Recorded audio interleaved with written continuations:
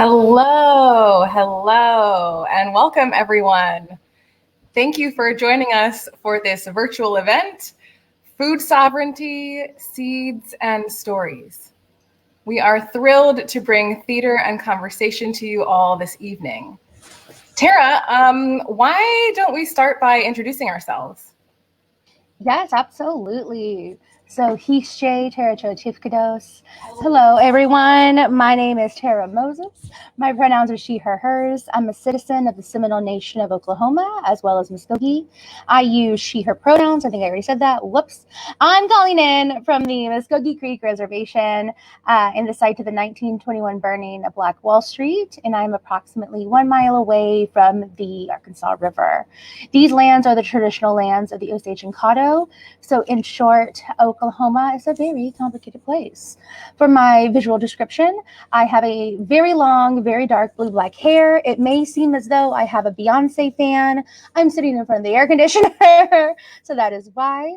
I have brown skin. I'm wearing a red shirt, and behind me is my living room with a gray couch and a gallery wall full of Indigenous artists. My access needs are that I didn't get a lot of sleep this week. And so if I'm a little slow or if I'm not looking at the camera, it's to save my eyes. So thank you for that. Otherwise, my access needs are being met. Annalisa. Why, yes. Thank you, Tara.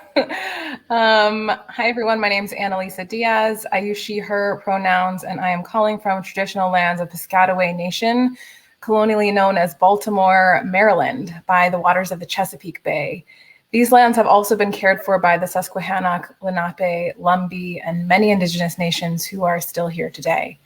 As a visual description, I'm a brown-skinned woman with long black hair, and today I'm wearing some blue light blocking glasses to help with my access need of looking at screens too much.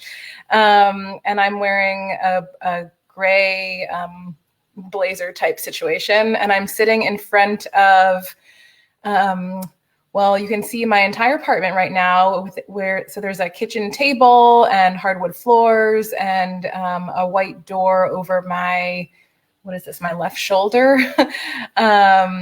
And the walls are like a green color. Is that all, Tara? Did I do it? Yes, I think you introduced yourself very well, if I do say so myself. So StreamYard, the platform that we are using today, and many folks use many days, is headquartered in what is now called Tualatin, Oregon, on the traditional lands of the Efali and Kalapua peoples. We acknowledge the lands that StreamYard resides on because the work that we create together on a digital platform does not exist in an ether or an imaginary void, but it's made possible because of the physical land and the Indigenous people who steward it. And with that, Annalisa and I are co-founders of Groundwater Arts. Annalisa, what's groundwater? Oh, what's groundwater? I thought you'd never ask. Groundwater Arts shapes, stewards, and seeds a just future through creative practice, consultation, and community building. And for us, climate justice is defined as racial justice, economic justice, and a decolonized future. We are a half Indigenous, predominantly POC, fully woman-led citizen artist collective, and tonight we are bringing you some of our creative practice and community building.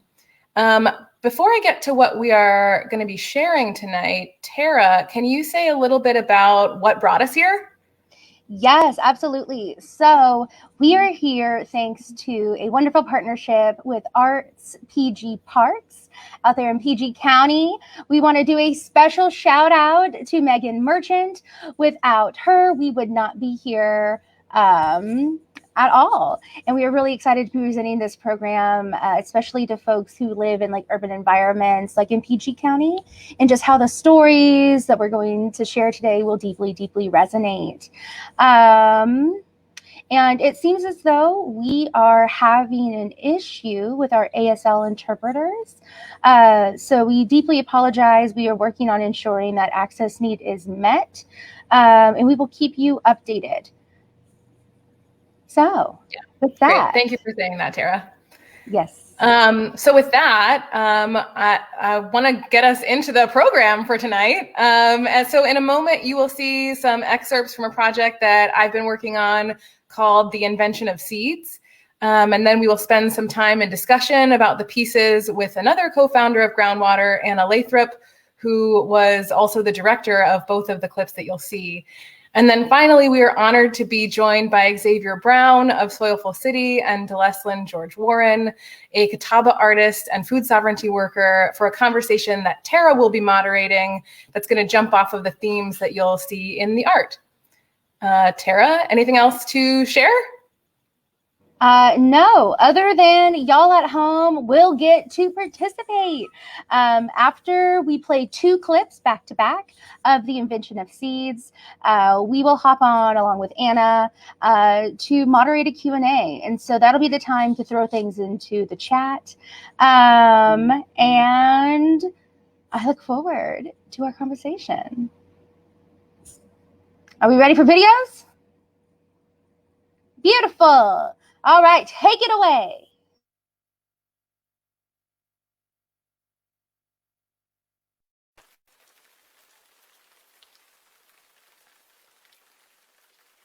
You're going to get real comfortable with it. That's one thing. Best way to plant a seed is to do it by hand. I know. You're over there looking at me like I lost my damn head. But there just ain't no way around it. We don't use metal trowels here. You got to take care when you're planting. The job requires a kind of tenderness. You put your hands into the soil like this, and the way I think about it, what you're trying to do here is shape a little bed, almost womb-like. Don't laugh, it's true. A bed where your sweet little seed is going to do something amazing in just a couple of weeks. Complete transformation, split itself open and burst up into new life. So you make sure you make a nice little home for it. That's right. Okay, now, see this seed right here? Take one out of the jar we sent you. This is a heritage seed. We're the only farm in all of Baltimore that's got them. It ain't one of them poor, broken-hearted Google GMO seeds that don't even know who they are anymore. Can you imagine? Those Google seeds, they make them in labs with synthetic chemicals and fluorescent lights. So those poor seeds come into the world not knowing where they came from. They got no relationship with the minerals and waters of a place, no history. And they get shipped across the continent and placed in the ground somewhere. And don't you think they must be terrified? You know, the soil takes care of them the best she can. She's kind like that, but can you imagine? Those broken-hearted little seeds must be so lonely and afraid. I think they know they're missing something. How could they know what they're missing is the songs of the earth? I think about that a lot now. But this seed here, now this seed's part of a line that's been cared for, tended to, passed down. Her great-grandmother's seed and her great-grandmother's seed before that knew this Chesapeake marshland and its stories. They witnessed all the changes in the soil, subtle and quick, learned how to adapt. They know the language rhythms of the underground bacteria and fungi. They know the call of the red-winged blackbird and the angle of the hot September sun. This seed's got everything it needs to make a whole plant, all bundled up inside itself in this tiny little body. Immeasurable possibility. Just needs some good strong earth, a little fresh water, some sun, and some tenderness. You care for the seed and it'll care for you in return. They're generous with themselves that way. Here, look. You put the seed in its bed. Cover it gently like you're tucking it in. Give it a little fresh water and then pat it into place. That's good. Maybe you want to whisper it a little prayer of gratitude. And then you do the next one. If you've never done it this way before, it's kind of like learning a new language, but you'll get it. You learn to get good at listening and a different kind of attention. You know, I heard this once. Attention is prayer. And I think that's right. There's so many distractions, so many choices, so many worries these days. Believe me, I know. I was around back in 2035 for the first flood, and everyone since. Before Baltimore folks knew the meaning of the words intermittent floodplain, it didn't used to be like this. We used to... I know what it's like to suddenly lose everything you thought you needed to be safe. I know how hard it can be to stay hopeful. And I also know that where you pay attention, I mean real attention, the kind where you open your heart and your senses, tune in to the sensations on your skin and the shapes and colors and all that dances before you. When you listen and receive, you start to know the world in a different way.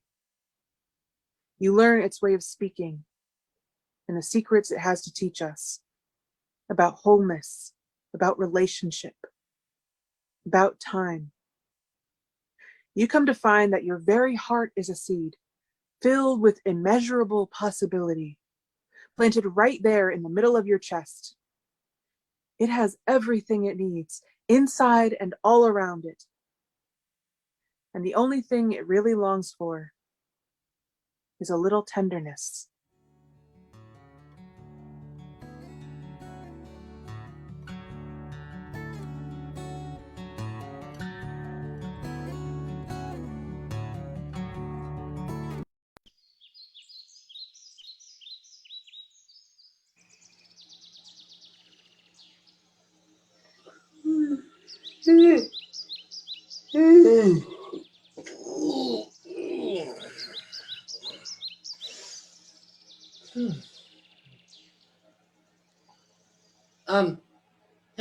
Hello? What is this? Hello? Is anyone there? Hello? Who are you? Me? Obviously. I'm soybean A498Y34.2035. I was born in San Francisco. I have 10 billion identical twins, and we all have the same name. Some of my twins and I were shipped across the continent in a big metal box. It was a bumpy ride. We rode up into the mountains and through the high deserts while looking at stars shoot across the galaxy. We rode across the Great Divide. The Great Divide! Well, at the time, I wondered what it meant. My twins didn't wonder, but I did. The Great Divide. On one side, the water flows back west towards San Francisco. But after you cross the Great Divide, the rivers all flow east. Isn't that remarkable? And now here I am in a place called Maryland, and I have a question to ask.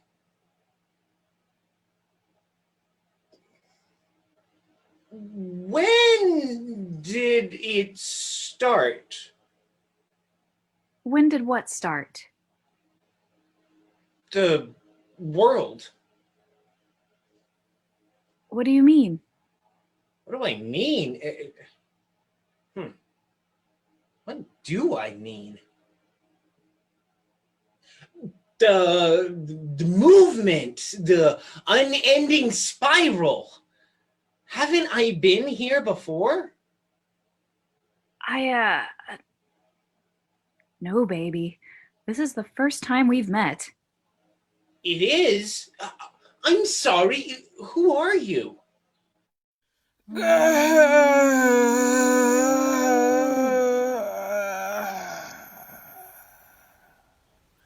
What was that? You heard too?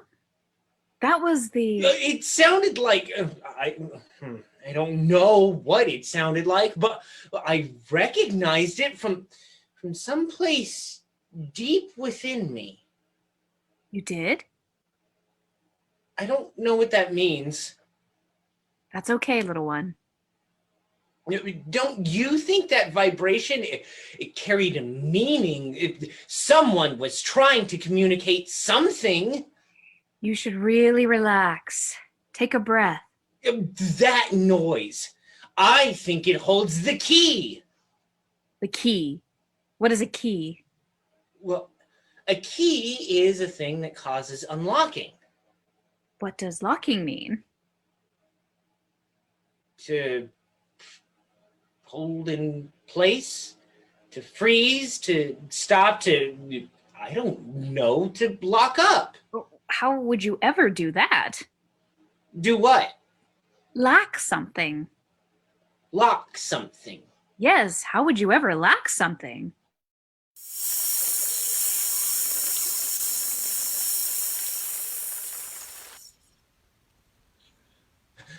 There it is again, but it was different this time. It's trying to communicate. Not everything is trying to communicate. Some things just exist. But it groaned and it hissed. You don't understand. It is the center of the earth. She gurgles from time to time, releases gases, speaks in rhythms of generations. She doesn't communicate in the way that... She made a noise so that someone would hear. That wasn't a noise that comes from a need. The noise is just part of who she is. I don't understand. No, you don't. You wouldn't yet. You're too young.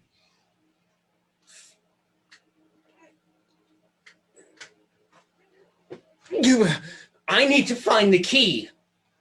Right, the key. What do you need to unlock?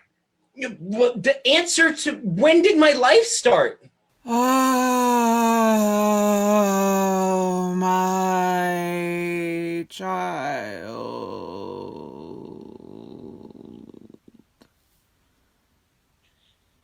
Okay, that was definitely a communication. I think it was just gas. What? Does that make it not communication? Didn't you hear the utterance? The utterance? The word, the meaning. Oh dear. You don't understand the history. You don't understand the song. The vibration of the earth. I feel it inside me. Hello? Center of the earth? Hello? It's me, soybean A498Y34.2035. I need to know the answer. Where was I before the bright fluorescent lights of San Francisco? I know how I came to be here in Maryland. I can retrace the journey backwards across the Great Divide, but where did it start? Where did I come from? Center of the earth? I recognize you inside myself, but I don't know how to talk to you. Here in Maryland, wrapped up in this very nice soil, and the soil seems very kind and all. Thanks. But I really need to know. I'm afraid of something I don't know how to explain.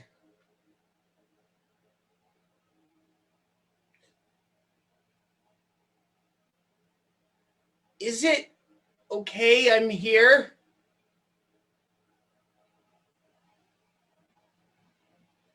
I don't know how to be anywhere else. Where do I belong? Center of the earth? Hello?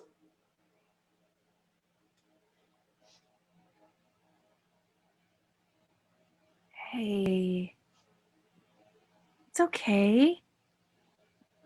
You need some rest.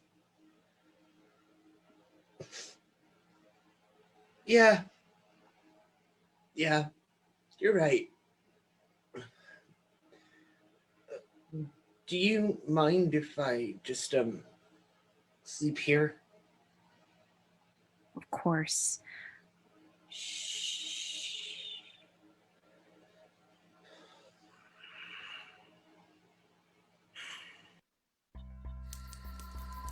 The key to unlocking the unlucky meaning of where it all began. It being the beginning of being, the beginning of living, of life which made death, the separation of the two, the beginning of the separation of things. The key to unlocking the unlucky meaning. Well, what I mean to say is that I am the center of the earth and I pull all things toward me. I'm pulling you right now. Do you feel that? Did you forget what it feels like? The unlucky, locked up feeling of forgetting what being pulled close by a longed for lover who made you who you are, who helped shape you, who has lived many lives like you, who carries the weight of the ancestors. Did you forget how to notice the gravity of the sensation?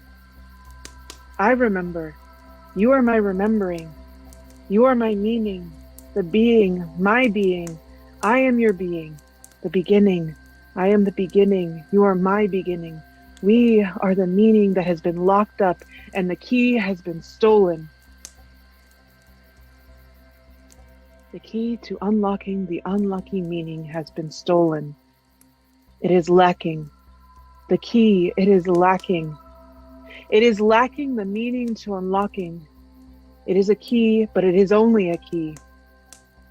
They say that the key is the meaning, but they forgot the feeling of the living of many lives, of breathing the bones and the dirt and the pulling and pushing of gases, the exhaling. They forgot the gravity of the sensation. They who stole the key.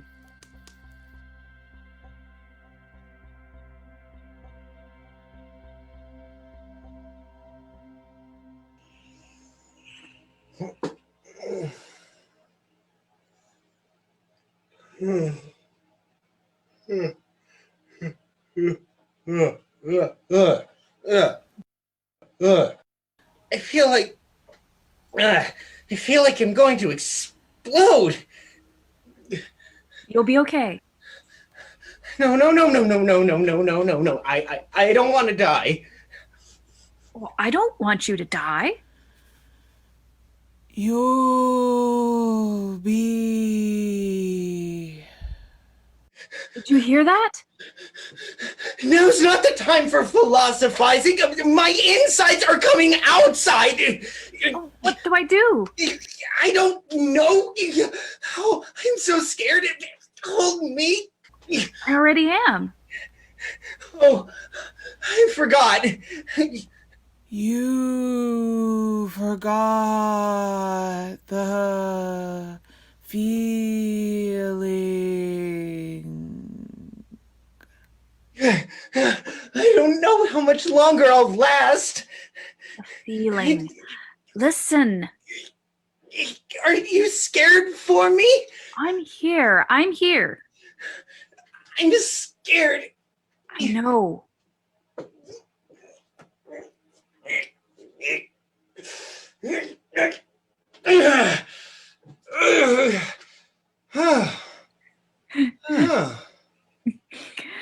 Soybean A498Y34.2035. You could never lack. That is the meaning. Maybe they never taught you the song in San Francisco. You could never lack. That is the key. You don't need to search. You are who you are. And you have crossed the great divide felt the pull of the center of the earth. You have split yourself open, pushed yourself up, and soon, sooner than you know, you will feel the warmth of the sun drawing you toward it too. And if you should ever forget again, if you should ever sense that you are lacking, you will stretch your roots deep and deep and deep, and I will help you remember.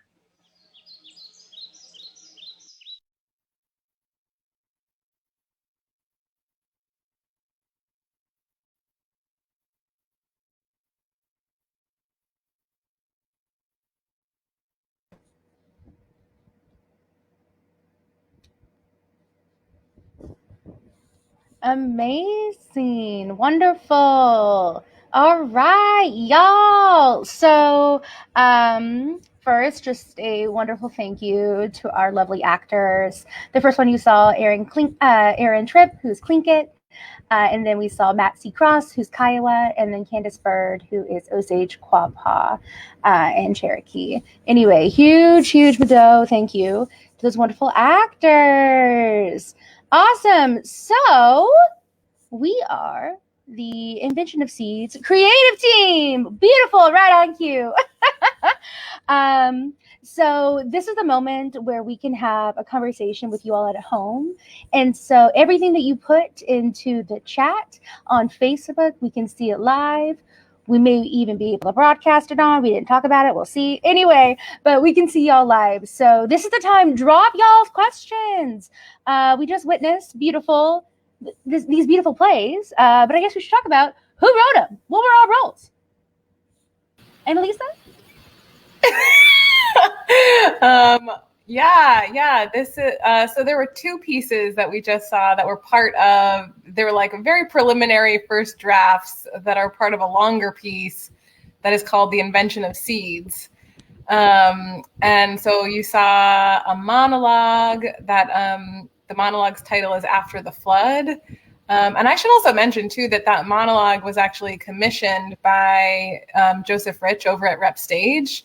And so I wrote that as part of a program that they did in, I think, February of this year. And then The Great Divide, I was able to work on with Towson University students last month, I think. And so I'm very grateful that the whole project is sort of emerging in community and in relationships. So that feels very right for this project. And did you want me to talk a little bit, Tara, about like where this project came from? In a moment, but first, Anna. Great.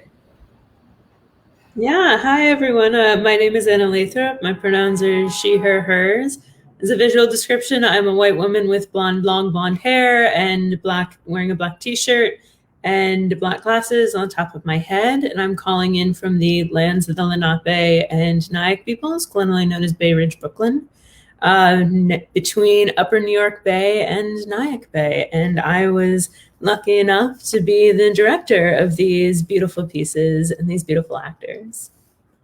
Yes, thank you. And the little bit of sound you saw, that was courtesy of myself as a sound designer for these short pieces.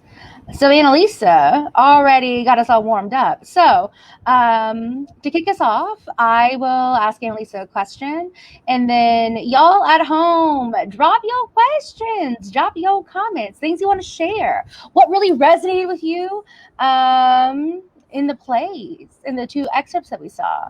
Anyway, just things to think about. And while you're thinking about them, Annalisa, can you talk a little bit about the genesis of the play? Why, yes, I can. And I don't want to steal Rue's thunder, but I know that I'm really glad that he's here with us tonight and that you'll all get to meet him in a moment. But the funny story about this project, as I mentioned earlier, that it's like really emerged in community, is that Rue and I were traveling to the literal Arctic Circle for a different project that we were working on together. And one day while we were there, we had rented a car and we were like driving driving around the Arctic, as one does. And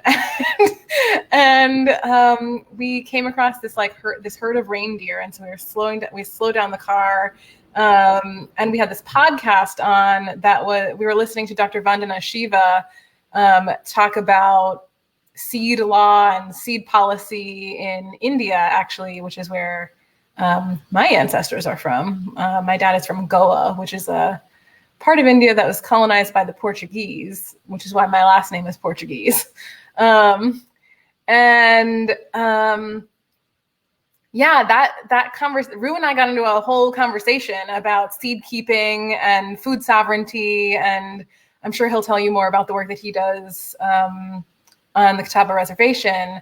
But that was in 2018. So I've been sort of like germinating, to keep with the metaphor. I've been germinating ideas for this project for a few years now, and I'm just very grateful for the opportunity now. As I said, with like Rep Stage and with Towson University, and now with Groundwater Arts and PG Parks, just the sort of support for the momentum to actually make the project happen feels really exciting. Yeah, thank you. Thank you for sharing. We have a lot of like bravos. Thank you for sharing in the comment section. So y'all, thank you for being here. Continue to throw anything that was really inspiring for you, or any questions that you have about. But so while we're waiting for that, Annalisa, something that you just said I thought would be really interesting to talk about for folks. And also, I wonder if it's a sneaky metaphor for this work in general. We'll see. Anyway, because you mentioned that you started, thinking about the invention of seeds in 2018. It's still not done. Like, where are you going? What are you thinking? How much time does it take? Oh, well, how much time does it? I mean, when are you ever done with a project? Are you ever done with I don't know. I feel like I'm still working on things that I started and like even had a production of whenever they had and I'm like, I'm not done. But yeah, I would, maybe I'll just say a little bit about slow process and as it sort of relates to decolonial methodology. And Rue can say a lot more about this too. And I'm sure actually Tara and Anna, you could go on forever about it. Because it's core to some of the ways that we work with Groundwater Arts. It's like we're interested in troubling the normal ways, the quote unquote normal ways that we are told to make theater, which so often are like, write a play real quick, like somebody write a play, somebody rehearse it for 4 weeks and then like do it for 4 weeks. And then everybody breaks themselves. And like, there's like a show illness by the end, everybody's like sick and actually like literally sick and tired by the end of the show. And we've broken our bodies. And then we like take 2 weeks. No, not even, nobody takes 2 weeks off. Who am I kidding? Then they like go right to the next one. And it's just this like capitalist cycle of production that I think I'm interested in, and I think Groundwater Arts is interested in, and a lot of our core collaborators are interested in stopping. Like, how do we stop that cycle of forced productivity? So when I say I started germinating ideas for this project in 2018, that's like actually I'm excited that it's like I feel great that it took this long to come to a place where now it's starting to bear some fruit, because it actually does take many years for ideas to take shape. And if you're doing it in community too, if you're doing it in relationship, then that also can't be forced. Well, we have a question speaking about process that I think, Anna, if you want to jump in, and then Annalisa, they were curious about the process of bringing this work virtually. Yeah, so I wonder, Anna.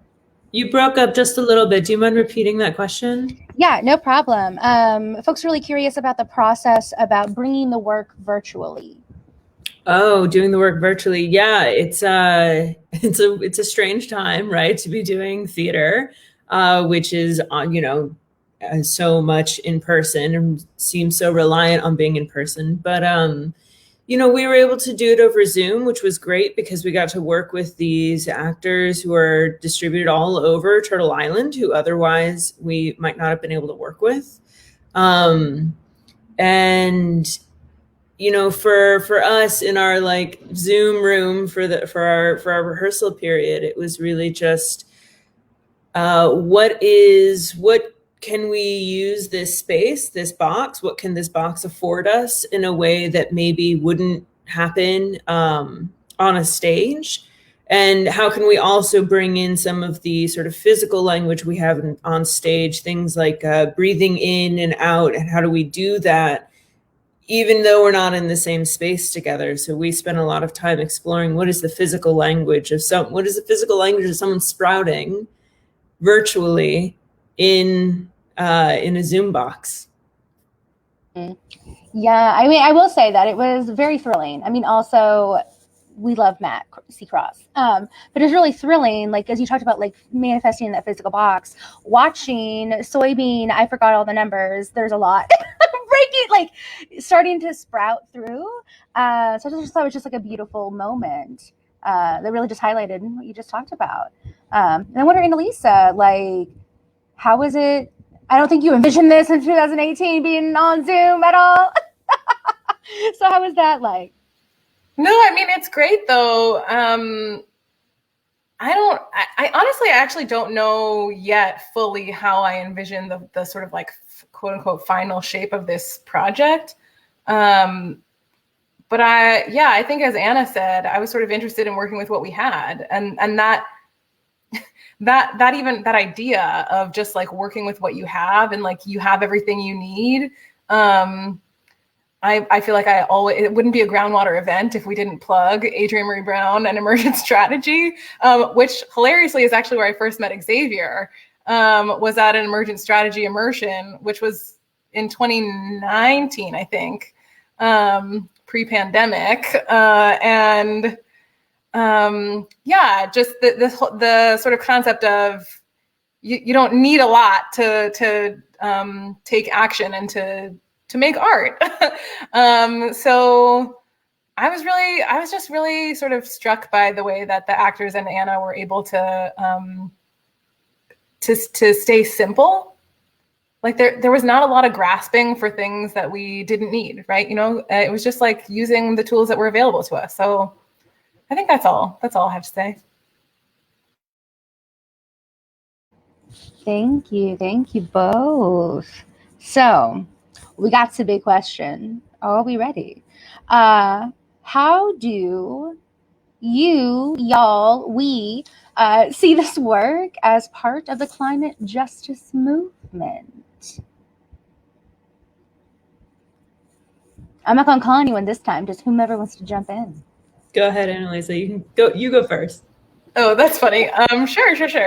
Well, I actually think that Xavier and Rue will have quite a lot to say about this, but I would say food justice and food sovereignty is a huge area of concern when you think about the impacts of the climate crisis that are already happening and that are sort of projected to happen over the next 5-10 years into the future.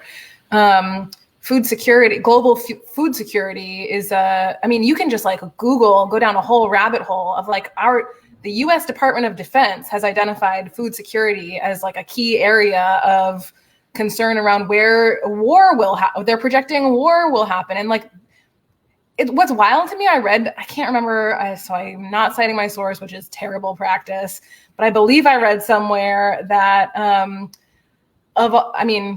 pre this administration, our Department of Defense, ironically, was the governmental agency that was like taking the climate crisis most seriously. Because they're the ones that sort of see where I know, Tara, I know, it's wild. Because they're sort of projecting where risk is in the world, where sea levels are rising and where that's going to create conflict zones. And food security is a potential cause of huge conflict. So that's just, I could go on forever, but that's just a little bit of how I see this relating to climate justice. Yeah,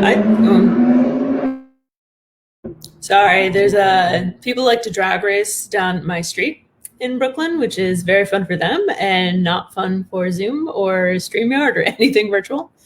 I think the only thing I would add is that there's something, these emerging threats that the DoD is sort of things like food sovereignty is also this question of how to be a good guest.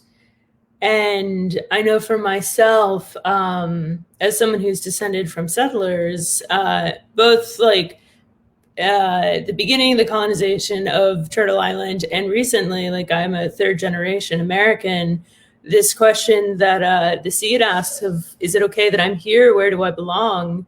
Is a very, hits me really, really hard. And like articulates a lot, gives me language for a lot of things that I didn't have language for, that I was sort of struggling with, which is of course a big sort of question in decolonization and the roles of settlers in uncolonizing, which is also of course connected to the climate justice movement.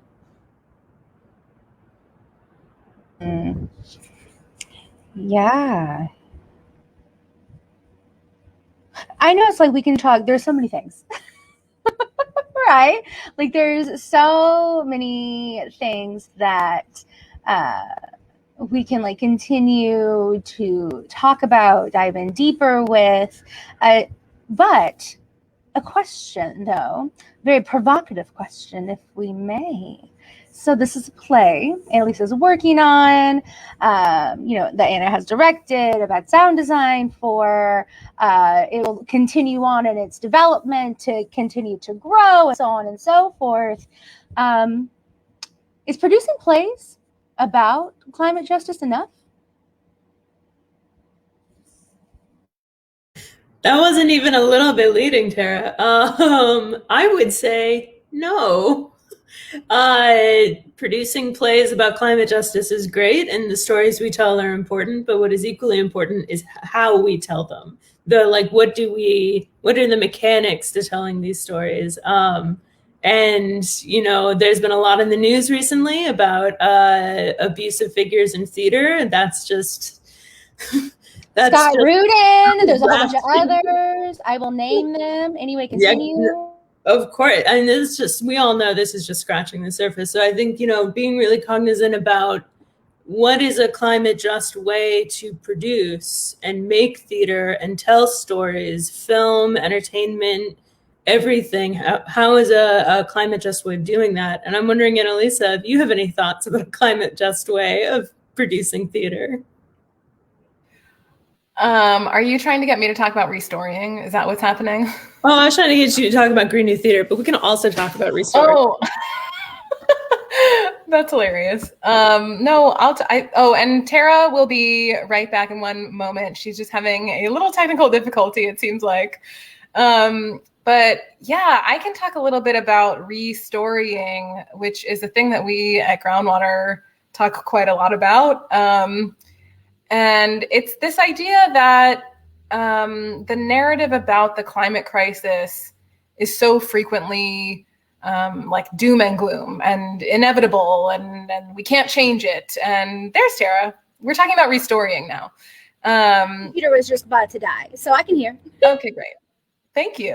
Yeah, so the narrative about climate change and the climate crisis is like inevitable doom. And we sort of see that as a crisis of imagination, right? It's a crisis of narrative. And so who better than storytellers to help change the narrative, and to change what kinds of futures could be possible. Like we can re-story the future into one that is not inevitable doom.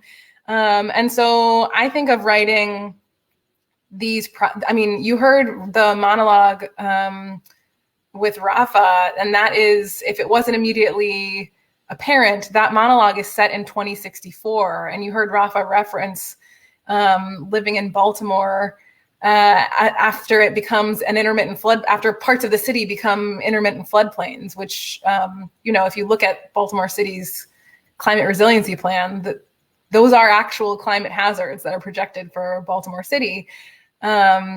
And what I was interested in was not like an apocalyptic hellscape. I was interested in a story of resilience and like who are the people that are still in connection with the land even after these disasters, and like how are we reaching toward one another, and not sort of falling into eco-apartheid and disaster capitalism.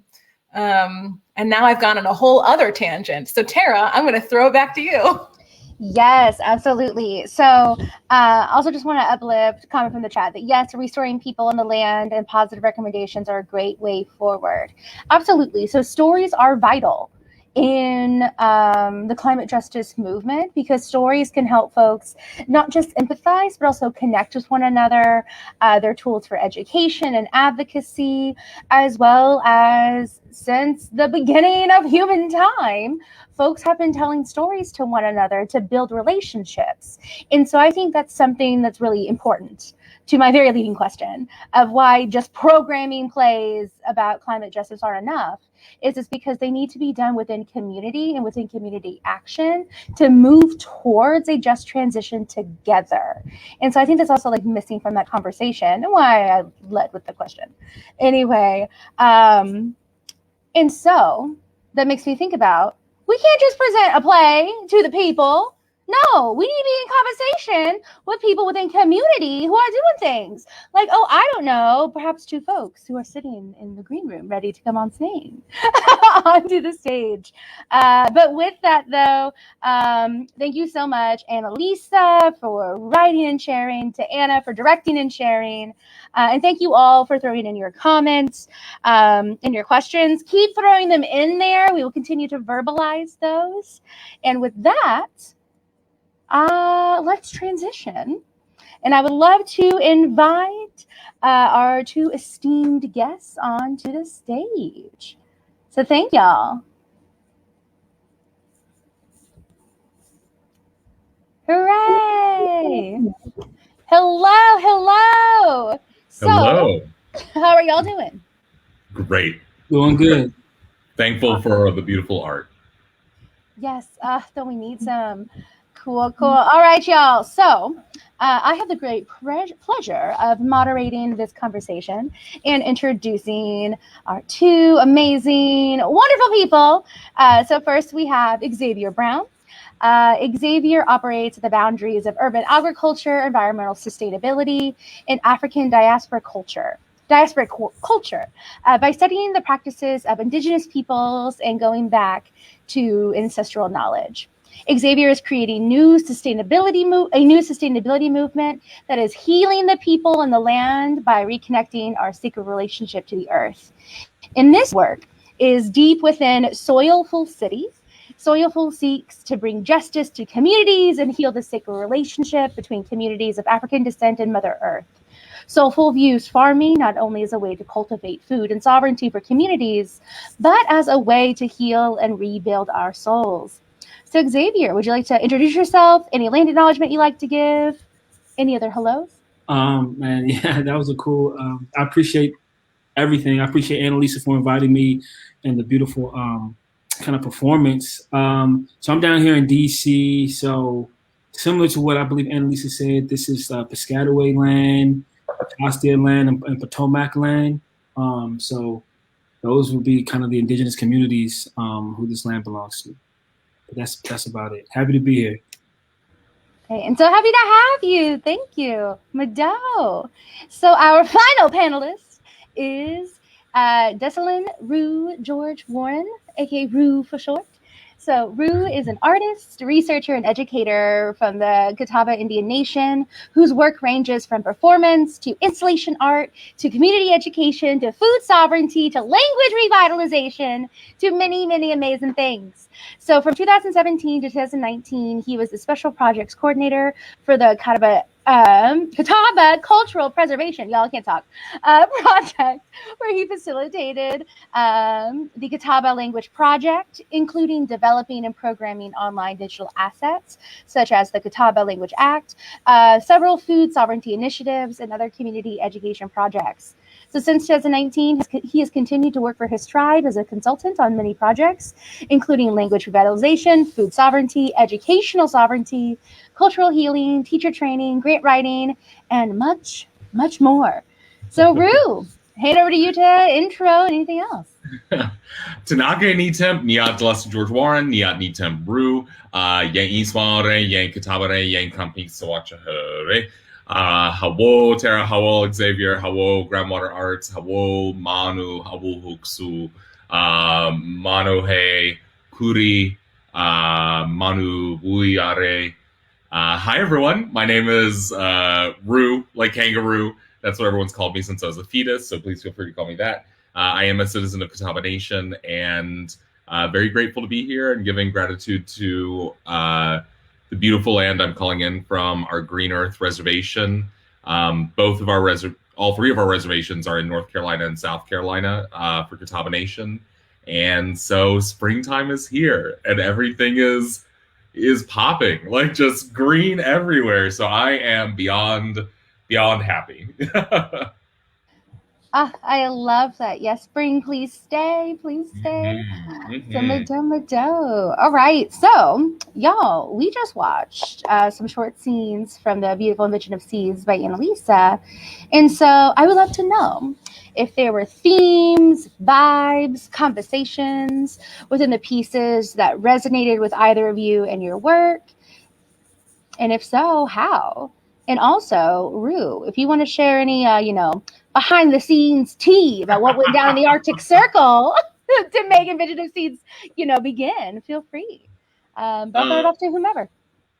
Yeah, well, I think Annalisa did a good job of explaining the story. We also got, part of the time we were up there, we actually got to speak with folks from the Sami Parliament, which meets, the Norway Sami Parliament meets in Karasjok, which is where we were. When we arrived, they were like, okay, to get to the grocery store, you got to go walk down to the river and across it and then go to the grocery store. And I'm from South Carolina, so we get a snow per year. And I was like, wait, you want us to walk across the river? And they were like, yeah, it's frozen, it's fine. And I was like, I don't know about that. But it was a wild time, coldest I've ever been in my life.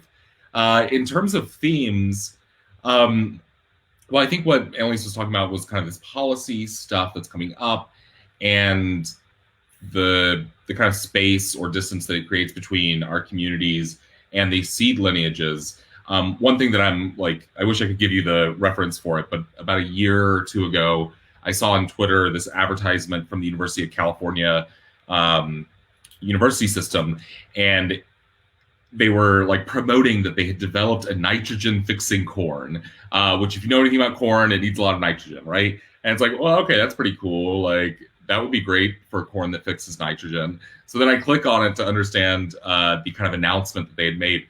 What they had actually done was gone down to a community in a valley in Mexico that had been growing a nitrogen fixing variety of corn for millennia, and then took that, what they called germplasm, like the genetic components of it, and put it into proprietary type of corn. So, it's something that just constantly happens and continues to happen, and it won't stop happening until we fix this economic system or all of indigenous traditions are taken away in terms of seeds and commodified.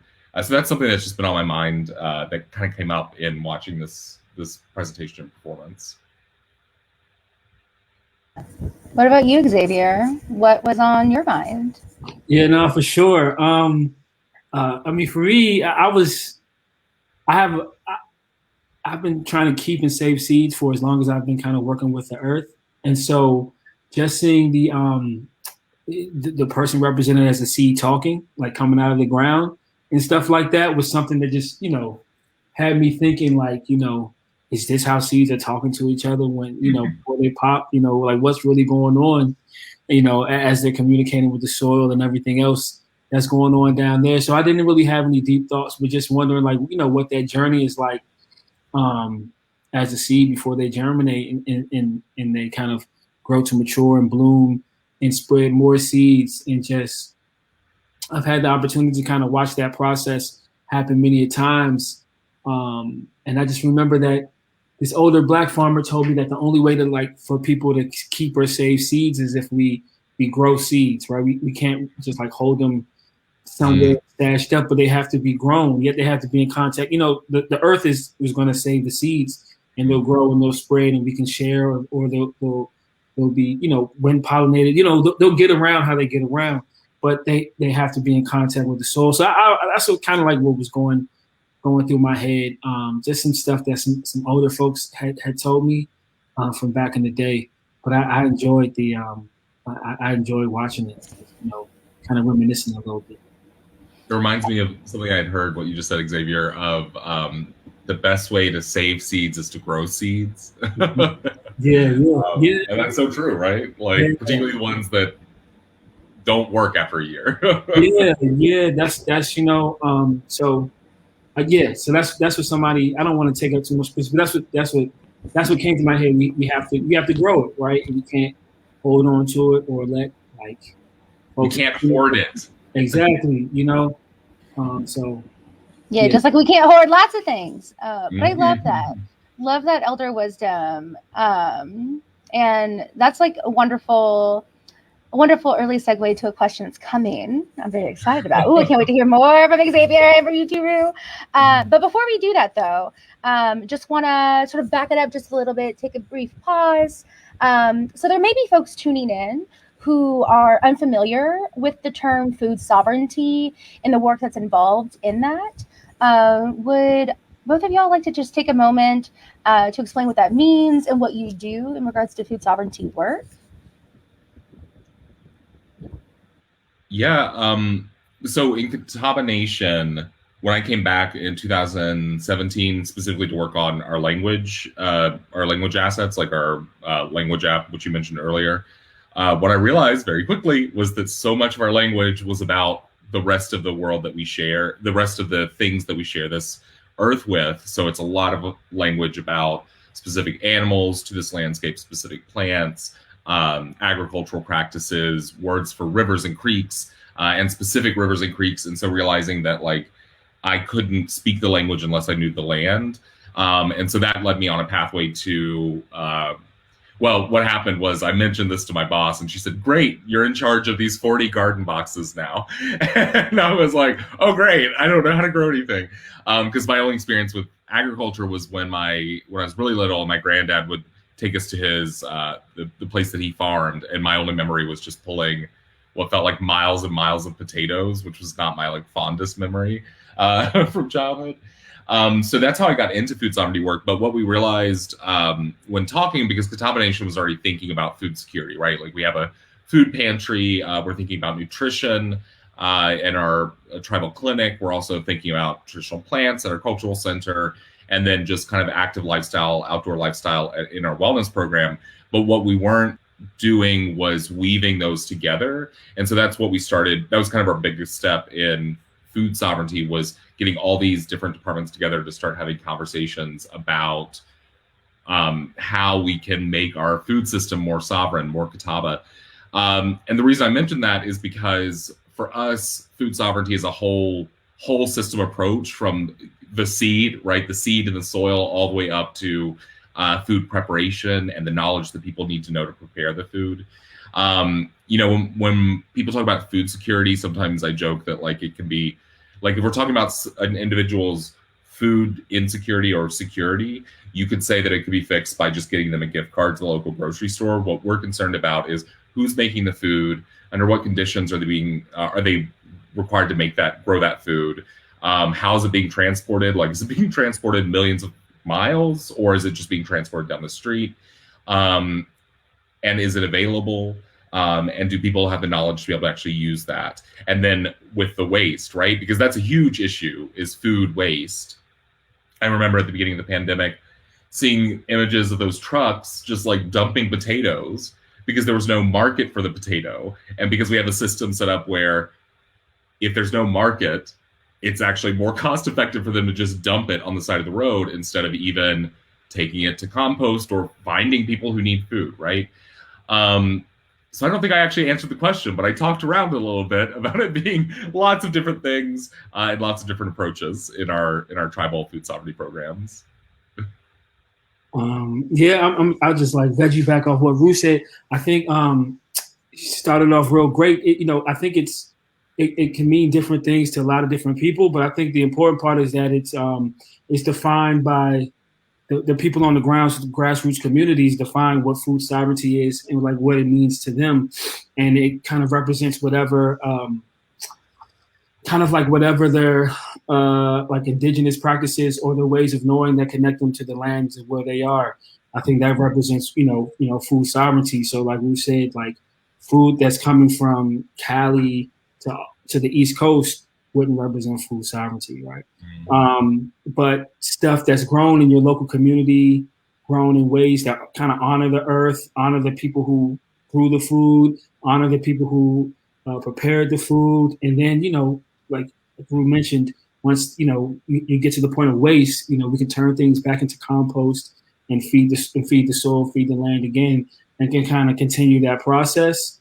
And so that's how I've come to understand food sovereignty, kind of through the lens of like agroecology, and agroecology being like a repositioning of a lot of us, like people who are like returning back to the land and understanding the land. Is like a repositioning ourselves and getting rid of like the clutter and whatever we learn from like mainstream America. I think that's like a part of it too, and kind of like repositioning ourselves in alignment with like the earth and everything like that. Because like we said, you can just drop a Walmart in a neighborhood and that be food justice, but that doesn't get to the meat of sovereignty and who has control and who dictates what's going on. What food is being grown, the seeds. These might be sacred seeds, or these seeds could be, whatever. These could be some seeds that had gone extinct at one point in time, but then we found somebody's like great grandma had them tucked away in the cut, and now we're growing them again. So I think all those things kind of play an important role into what we call like food sovereignty. And I think food sovereignty and food justice are two different things. And yeah. Awesome. Yeah, I hear you. Yeah, because correct me if I'm wrong. Whenever I think of like justice, right, that's providing some sort of solution in the same world as the problem, and then sovereignty is around we're eliminating the problem in the first place by like reinstating like the power and agency of the people. Does that sound good, Xavier? Yeah, I think so, because like food sovereignty, you have to deal with a lot of I guess it would be a lot of political things, right? It would have to be going back to colonizers first came to the land, you know what I'm saying? And kind of land became property. So I think it's a lot of different things that have to get talked about. And I think food justice is kind of a way to kind of like you said, kind of go around that. You can get a grant for food justice, respectfully to like nonprofit. You can get a grant to do like food justice work. But I think food sovereignty work is always rooted within the people, and it's coming from like the spirit of the people, whoever those people may be. And so I think it's like a continual like journey and struggle that people are like in the struggle for food sovereignty, because it's like their way of life. You know what I mean? So people are struggling to survive and resist. It's like the difference between a Band-Aid and then healing the injury completely. Yeah. So, and the other piece I put in there is that the USDA defines, is really focused on this definition of food insecurity, about like where you're going to get your next meal from, and knowing that you're going to be able to get that food. And I think sometimes that lends itself to thinking of, again, like what you were mentioning earlier, Xavier, about like the thinking of individuals as having the right as a consumer, like the right to go and shop at a store, as opposed to being a part of a community that has the skills indigenously there, right, to use that word, that has the knowledge within the community that's able to provide for themselves and make these decisions. So that's just another piece I wanted to add to it too. there's so many pieces, so many things that all work together, and you both like work in those intersections of food sovereignty, indigenous practices, ancestral knowledge, like Xavier, what you brought up at the very beginning already. So would you all like to care to share a little bit more about what grounds you both in this work and how it all manifests together? I mean, because again, like, it's a lot. It is a lot. So where is your grounding, and where does it all come together in you? Well, I think food's interesting because it's a thing that immediately grounds all of us, right? In the reality that being alive means that we must consume, right? Like that we must eat and acquire nutrition. And so that's what I think is really exciting about it as like an access for organizing and thinking about community and futurity, is that we're already all thinking about it, right? It's already something that's affecting all of us all the time. So that's what I think is really exciting. I also am like super into plants, like a big old plant nerd.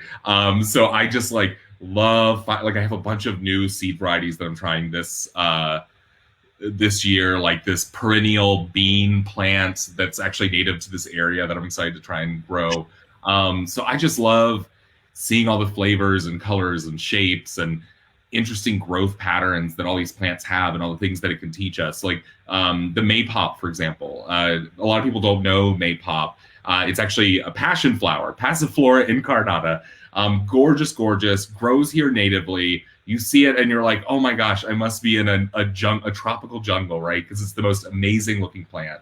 But what's really cool about it is that every winter it dies all the way back down to its roots, and then it comes back again. And so we've actually been thinking, or at least I've been talking about in some of my cultural classes and trainings in the tribe, about like thinking about the lesson the maypop has to teach us about, like, even though something is not apparent, even though a cultural tradition is not easily seen, it's not something that you can just point at standing on the ground. That just might be because it's winter and spring might be coming again, right? So that's some of what grounds me, is my plant nerdiness.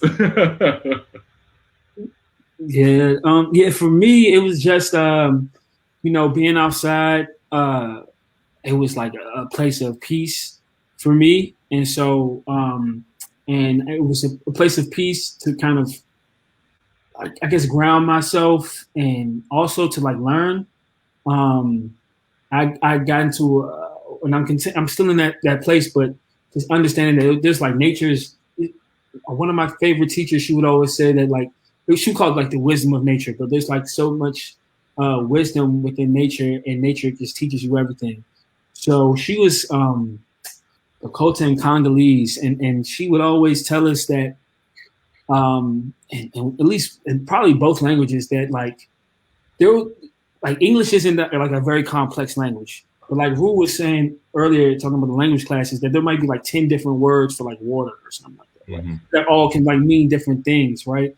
And so just how complex our relationships are to Mother Earth, and but how complex Mother Earth is, and how complex water is, and how that all can kind of represent different emotions and different feelings and different things that we can learn, and in those learnings we can teach others. Those were just the kind of the things that were grounding me. And I used to always be like thinking about this stuff still to this day, like if I'm out there just by myself gardening or something like that, that there is so much to learn when we're able to kind of escape like the concrete. At least I'm from DC, so we're able to get out of the city and get to a place of just peace where it's no ambulances, no gunshots, no fire trucks, no police, anything like that. You can kind of really tap back into nature, but also tap back into yourself. And so those are the kind of things that grounded me, outside of just like eating good food. You know what I'm saying? And like being around. I've always been blessed to like it's always been like beautiful people that I'm around. You know what I'm saying? So it's always beautiful people, always something to learn. So all those things have always grounded me, and it just made me happy. So I've always like try to stay as true to the space as like how it was brought to me, because it like somebody told me, like, you don't really get into food or agriculture, it gets into you, right? It's a spirit. You can't get into it. It gets into you, and then you follow what it's been kind of brought to in that way. You know what I'm saying? So it's getting into you, and now it becomes like your way of life in the way that you do things and the way that you operate. So hopefully that didn't talk too much, but yeah. Never apologize for talking too much. You can keep on going, and I love it. But there's something that you just brought up, Xavier, right? Because like living in that big, heavy, like concrete of DC, I lived there for a few years. I understand. I know exactly what you're talking about. And so, but with that, a lot of folks tuning in also understand. So like we have folks from PG County all over the country in both, urban and rural areas, in food deserts and in food swamps. Food swamps are predominantly these urban areas, if that's a new term for folks. It's like the deliberate placement of like a McDonald's, but not of like areas of like local farming and fresh foods and healthy foods. Anyway, but with that, I think a lot of people believe that like if they live in an urban environment, they don't have access to land, that there's not much they can do. And also we have a question too in the chat about like what individuals can do to like help in the effort of like food sovereignty in their neighborhoods, but also in their own lives. And so I'm just wondering, do either of you, both of you, have ideas for how folks in urban areas can engage in food sovereignty? I'll let Xavier go first because he's definitely the expert on this. I think I think one is just educating yourself, doing some self-work education. Also maybe find out like, if possible, I guess you probably can with the internet, like who are like the farmers in your area, or who are the gardeners? Are there Black farmers? Are there Indigenous farmers? They're trans farmers, whatever, you know what I'm saying? Like, are there people that we can support? Latino, Latinx farmers, like find out who the farmers are and find out like, where do you feel like you can kind of insert yourself into like the food system? Everybody, I mean, most people can be a consumer and you can buy from a farmer, but most farmers, like out of those categories I mentioned, most of them are at like a small scale just because of capitalism. So they're all of them are working at a small scale and probably are at their peak of like, or at least getting to their peak of like their capacity. So how can you, whether if it's volunteering, whether if it's purchasing stuff for them, whether if it's writing grants for them, I think there's a lot of ways to like be a part of the food sovereignty space and the food sovereignty movement. And I think it's about all of us. Those are some ideas off the top of my head. Maybe you can start a seed swap, learn about seeds, learn about why like seed saving and seed keeping is like super important. Like it's illegal to save certain seeds, right? But seeds reproduce on their own, you know what I'm saying? So, just understand like the politics behind it, like understand what Rue just said in the beginning, that, people just took something that folks have been doing for, who knows, maybe since the beginning of time or something. And now they're saying that they're doing something brand new. So like, just understand all these different types of things. And I think like build relationships with people. Those are just some things, but just to support farmers, support growers, support the people who are underrepresented in this space. And artists, like I think everybody is a part of it, because seeds and food is a part of like every movement, every movement for like justice and liberation. So I think there's like an infinite amount of ways that people can use their own talents to be a part of the food sovereignty. I mean, obviously we just saw a play about, seeds and food sovereignty. So there's like an infinite amount of ways that we can be creative to be a part of that space. So everybody has some talent that they can also take the space as well. Yeah. And I think also, I think it's funny when people are like, I want to have a relationship with nature. And I was like, great news. You're already in relationship with the rest of the world. The question is, what kind of relationship do you have, right? And what's amazing about cities is kind of this like very, like the way that we experience them nowadays in particular is like this very kind of Western hegemonic idea of like, this is civilization and wilderness is over there, because they also make up the concept of wilderness. And so like really trying to make sure that no wildness gets in, right? Like perfectly manicured gardens and all this stuff. But having lived in DC briefly and New York and Berlin, and visited a few, and Nashville, and visited a few other places as well, what's amazing is that nature can't be tamed in that way, right? And so there's so much life that is happening in the cities, just even regarding plants. And so one thing I've always wanted to do is come back to DC and do some like urban foraging tours. I don't know that I necessarily recommend eating things on these tours, but just like taking off those. I've heard this term and it's ableist, so I'm just going to put it over there. But like they call it green blindness. Not just seeing like a wall of green, as opposed to seeing that, oh my gosh, it's lots of different plants and they are specific plants with specific qualities. So I think connecting with the weeds that are growing in your sidewalk crack. And when I was in DC, if I needed like sage or something or rosemary, I would just walk down the street and I knew that someone's rosemary bush was going to be hanging outside their fence, and I would just grab some of the rosemary, right? Which I don't know if that's legal, so I'm not recommending it. But I just think that there is still opportunities in these cities to think about, like, why are the cities constructed in this way, right? Because there's no reason that we have to construct them in a way that they're so focused on excluding the wilderness. We could find ways of having lots of people living in one area while also having a really abundant ecology. So also doing the imagination work, I think that's important.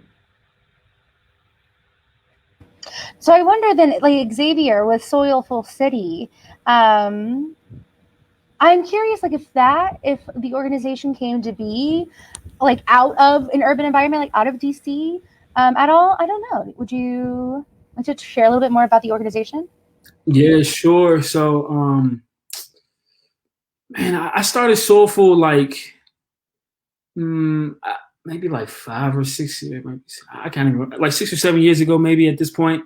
And I was like, this is when I was like early into like I was just geeked up off of agriculture, right? I was like, damn, this is amazing, man. I'm out here, I'm feeling good, right? And so I wanted to like create a word that like represented what I felt like I was feeling. And so that was like soulful. So it was like when your mind, body, and spirit is connected to the earth. That was like how I was feeling when I was gardening. No matter how hard it was, no matter like how many deer ate what I planted after I planted it, and I was like sad. It was just like, I was just in the vibe. I was like in the zone. And so I wanted to figure out a way to like, because a lot of African Americans in DC and all over the country, our elders, or the ancestors or elders, they were people of the land at one point in time, right? But through great migration, through people just trying to escape white supremacy in the South, people left the agricultural knowledge. They were like, yo, we about to go up north and forget all of that. They tripping down there, we trying to roll out. But they left, a piece of themselves on the land. And I think a lot of folks confuse like what happened to them on the land with like the land itself, if that makes sense. You know what I'm saying? There were things that, and so I felt like during this time period, I was meeting a lot of other like young Black folks who were like returning back to the land. And I wanted to figure out like, how can like I take like the feelings that I was experiencing on the land, like meeting a bunch of people, and like share that with like other young Black folks in the city, because it's always hectic in DC or Baltimore or Chicago or Philly, wherever you live. It's always hectic in the city, and it's very difficult to escape. And the city can swallow you, right? And so how can we like move it, have us get some fresh air in another space, in another space. And I feel like the land was a beautiful medium for that, because as we're like working with the soil and the land, it's like a reciprocal relationship. And so we're healing each other. And so that's kind of like what Soulful has always represented to me, and what I've always trying to make it represent is that space. And so through that vehicle of Soulful, I've been fortunate enough to meet like amazing people and go to some pretty dope places. But that's I don't know if hopefully that answers the question. I mean, we do like gardening and we host these with other like groups I'm a part of. We host these large retreats. You should definitely come out to the next one we have, and you too. We call these encounters, like these camping trips, and we used to host them on the Eastern Shore of Maryland or Harriet Tubman's where she was from, and tons of people, and so like those types of experiences we used to host just to help people like get free for just a little bit of time. So I could go on, but yeah. Yeah, no, I mean, I totally answered the question. And I think like for folks at home, I hope that was just really empowering to hear that there are folks, there are Black and Indigenous folks where you live doing this work. And so even if you yourself feel as though like, I live in an apartment with no green space. That's because that's currently my life. Anyway, that does not mean that there are not ways that you can get involved with organizations, other folks who are doing it, as well as seeking out farmers markets as well. For the people we're talking about, though, not Whole Foods. Anyway, like seeking out these people like who are doing this work and supporting them. Anyway, but as you said, Xavier, we can keep going on and on and on, but we ain't got that kind of time. But before we transition to closing, first of all, like thank you both so much. I just want to like continue to get to know you both like more and like the work that you're doing and how I can support, even though I'm out here in Oklahoma. I'll be on the East Coast in a minute. Anyway, but is there anything that you want to share with the folks tuning in about where they can find you, where they can support your work? Anything coming up you want to plug? We love plugging. Anything. Yeah, you can find me on all the socials at Deleslin. In terms of supporting my work, you can go and support Natives in Tech, nativesintech.org, which is a group of awesome Indigenous coders, which is kind of this other side of the work that I do, who are very much thinking about sovereignty and food and the environment and trying to push that forward in the larger tech world and also in tribes. And then another way you can support tribal work and food sovereignty is by giving land back. So if you have land and want to give it back to tribal communities, please reach out to your local tribe, and I'm sure that they can make that happen for you. Yeah. For me, definitely Soulful on, I guess, all social media. I try to keep up. I try to do my best to keep up with it, but that's SOILFUL. You can make a donation, I guess, to the Black Dirt Farm Collective. We will be having like some agroecology encounters, probably. I guess it depends on how COVID is rolling, but maybe at the end of this year, definitely in 2022. And you can just, follow us on there and check out what we have going on with Soulful. We'll be growing a bunch of different stuff, saving some cool seeds, hopefully being able to share them and swap them with whoever wants to. Just give them away for free, for real, whoever wants to. But you can just plug into the movement, and we'll be out just trying to do the best we can. Mm-hmm. Awesome. Well, again, thank you all so much. Mado. Anyway, thank you, okay. Tara, and thank you, Xavier. Thank y'all, man. I appreciate y'all for letting me hang out with you guys, man. Yeah, I appreciate y'all for coming on. All right, so y'all just heard ways you can support, ways you can be involved, where you can find these folks and more folks. Do it. Awesome. Cool. Well, thank y'all. We're going to transition into our brief closing. So there's going to be some switcheroo in the StreamYard. I've never heard that before.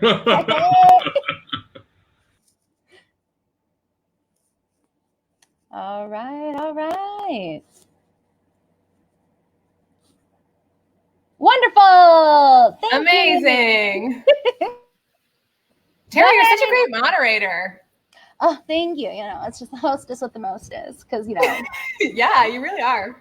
When it's a pandemic, I can do it via moderating because people can't go to my house anyway.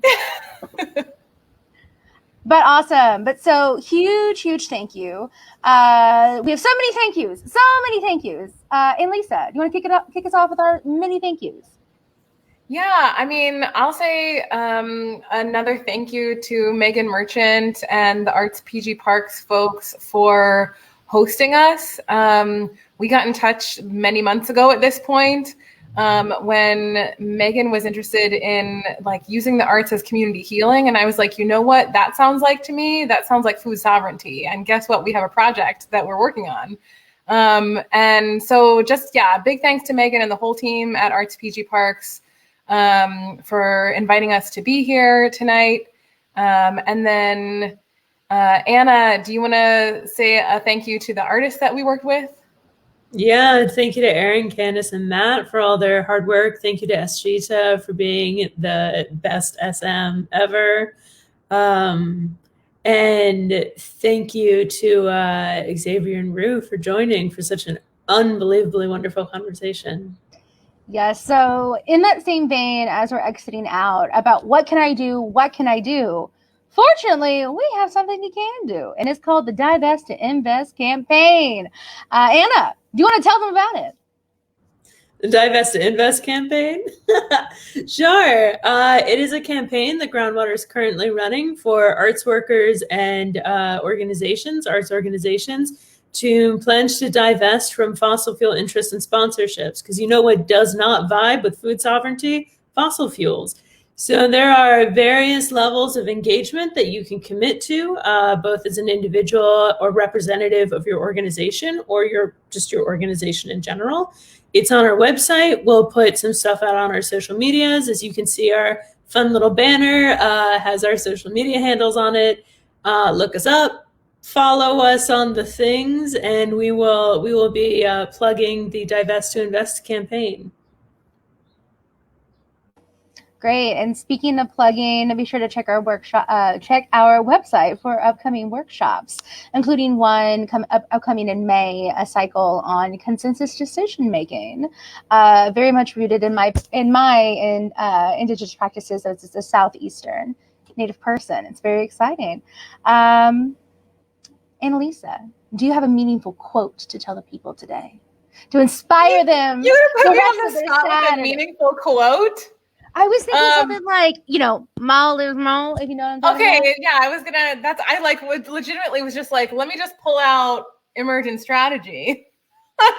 Yeah, I mean, we quote this all the time, small is all. And so we hope that this small event that we did tonight, the small, little pieces of art and conversation, we hope that we planted some seeds for action in the future. And just thank you all for joining us this evening. And we hope to see you again at another Groundwater Arts event. And another PG Parks event, y'all. Keep going. But thanks.